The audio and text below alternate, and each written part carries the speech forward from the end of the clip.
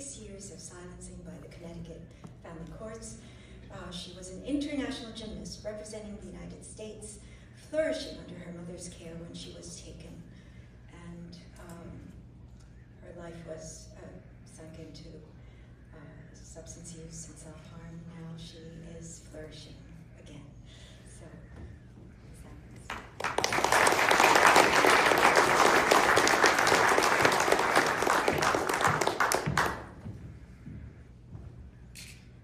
Good afternoon, and thank you for giving me the opportunity to speak. My name is Mia Ambrose, and everything I share today is supported by 6 years of documented evidence collected by me and my 2 brothers, Matthew and Sawyer, who still remain with their abuser.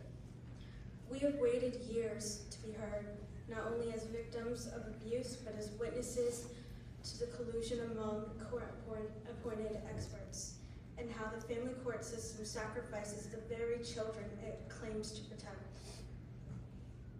My brothers and I were raised in Connecticut primarily by our mother, Karen Reardon, loving, consistent, and dedicated to our well-being. Our father, Christopher Ambrose, lived and worked in California for much of our childhood.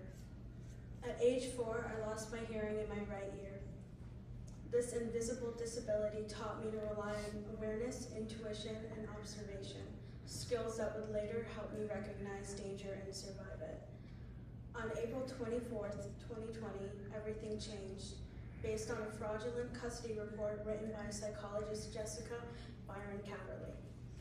Judge Jane Grossman ordered that my brothers and I be removed from my mother's care. The hearing that took us away was never completed. My mother was never reported to DCF, never found unfit, and never accused of abuse or neglect.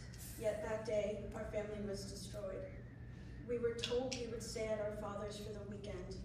We never went home again. From that day forward, we lived under total control and isolation.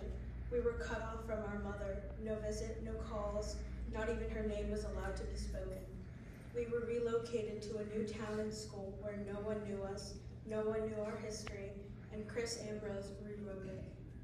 When we sought help from schools, police, and DCF, our reports were ignored.